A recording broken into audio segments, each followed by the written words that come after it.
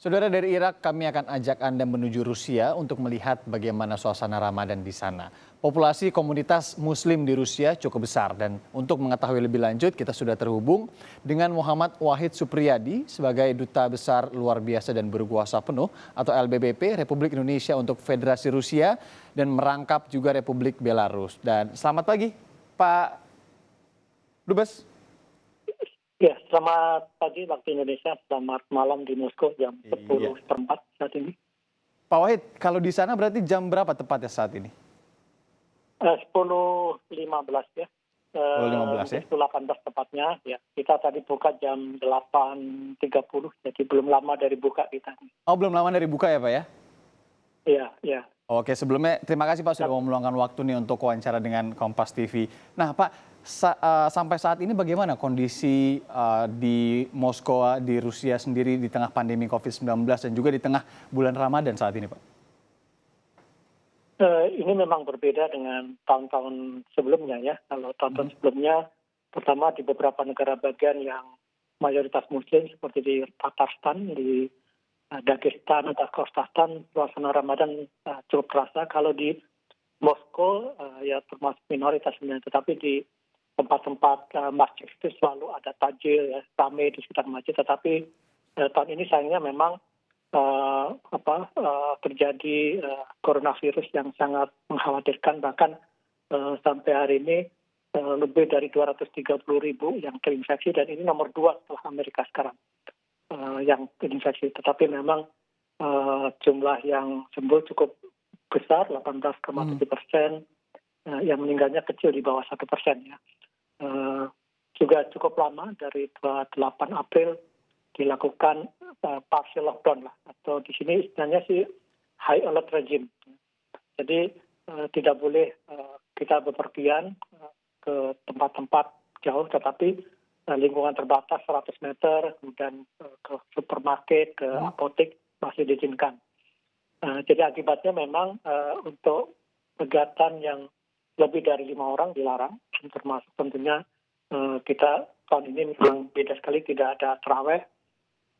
Biasanya setiap tahun ada namanya tenda Ramadan, di mana umat Islam di Moskow berkumpul. Kita ada buka bersama dan juga ada berbagai acara-acara yang diisi oleh kasidah, pengajian dan sebagainya. Tapi tahun ini memang cukup sepi ya, karena pandemi virus corona 19 ini cukup mengkhawatirkan, walaupun trennya cukup positif. Artinya Presiden Putin kemarin mengumumkan untuk beberapa industri ya bisa bekerja lagi ya, kemudian tapi untuk restoran, untuk jasa masih belum bisa. Ya, Pak Wahid, kalau tadi kan disebutkan lockdown sendiri ini mulai dari 8 April, kemudian sudah lebih dari sebulan kalau melihat saat ini. Kebijakan lockdown di Rusia ini atau khususnya di kota Moskow sendiri sampai saat ini bagaimana pelaksanaannya? Ada rencana untuk dilonggarkan kah? Untuk Moskow belum, karena 52% dari korban itu ada di Moskow itu 121 lebih itu artinya separuh dari yang ada di Rusia itu ada di Moskow. Kemudian ada Moskow region. Jadi memang untuk beberapa daerah sudah mulai sedikit dilonggarkan, tapi untuk Moskow dan Moskow region dan beberapa kota besar lain masih belum, karena memang kondisinya masih cukup mengkhawatirkan ya.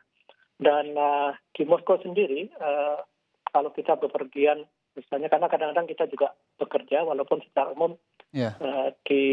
di-declare sebagai non-working holiday diperpanjang sampai 31 Mei, artinya kita bekerja di rumah, tapi juga ada orang yang perlu bepergian, tetapi itu harus ada izin khusus.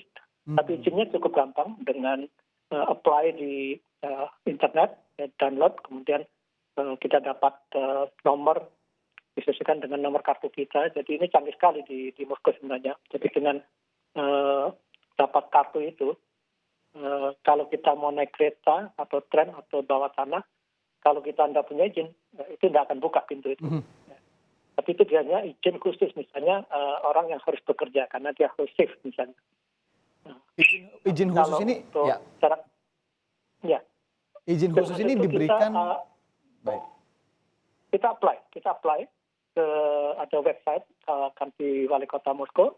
kita memasukkan data kita, kantor kita, alamatnya, kemudian kartu pas kita untuk naik metro misalnya. Jadi polisi nanti akan lihat, ya, akan ngecek apakah memang seseorang sudah izin apa enggak. Kalau enggak dia bisa didenda. Ya. Nah, ini canggih juga kalau dia naik kereta, naik metro, kalau dia belum dapat izin itu, maka itu nggak bisa tap, ya, tetap di mesin itu pintu nggak akan buka. Oke, berarti harus ada izin secara online tadi ya Pak ya. Pelaksanaannya sendiri Iya. kalau sepantauan Pak Dubes bagaimana? Lancar atau malah banyak terjadi pelanggaran Pak? Saya kira cukup lancar ya. Di sana sini ada juga yang pelanggaran yang mulai komplain karena ini kaitannya kan besar sekali ya. Jadi roda ekonomi turun ya, kemudian bahkan menurut perkiraan tuh GDP Rusia tahun ini akan terkontraksi antara 5-6%.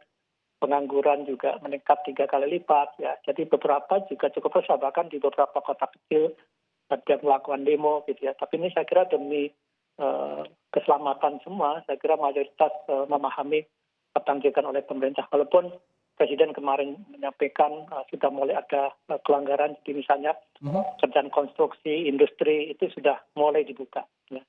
Tetapi untuk jasa di restoran, ya, kemudian pariwisata itu belum. Jadi artinya penerbangan internasional pun sampai sekarang belum dibuka. Sampai kita tidak tahu sampai kapan. Tetapi untuk non-working holidays di Moskow itu diperpanjang sampai 31 Mei.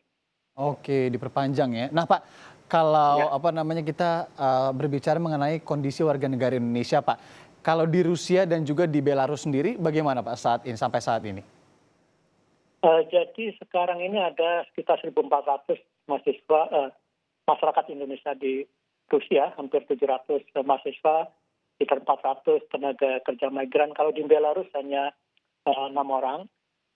Kondisinya baik-baik saja. Memang ada 11 kemarin yang sudah kita dapat laporan terinfeksi virus, tetapi 3 sudah sembuh. Jadi ada 8, tetapi kondisinya cukup stabil. Dan kita juga sudah memulangkan 20 warga kita ke Indonesia. Memang tidak ada penerbangan internasional, tapi kita menumpang dengan Aeroflot yang mereka mengambil warga negara Rusia yang ada di Bali.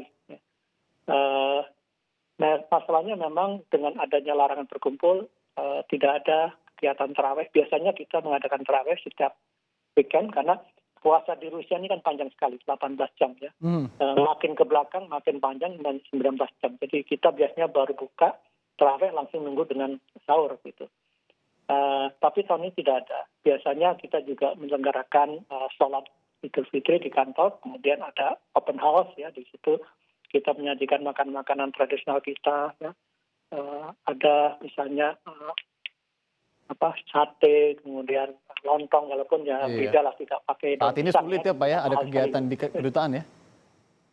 Iya, jadi akhirnya memang untuk tahun ini karena itu sudah diperpanjang sampai 31 Mei, kita tidak bisa ya berkumpul. Jadi artinya memang tahun ini kegiatan itu kita alihkan untuk fundraising ya, untuk kita mengumpulkan dana. Jadi kita juga membantu teman-teman pekerja migran di sini. Ada beberapa yang karena satu hal dia tidak bekerja, artinya dia diliburkan. Kita ikut bantu juga, kita mengirim beberapa peralatan, bukan peralatan tapi semacam masker ya, vitamin kepada beberapa mahasiswa kita di beberapa kota.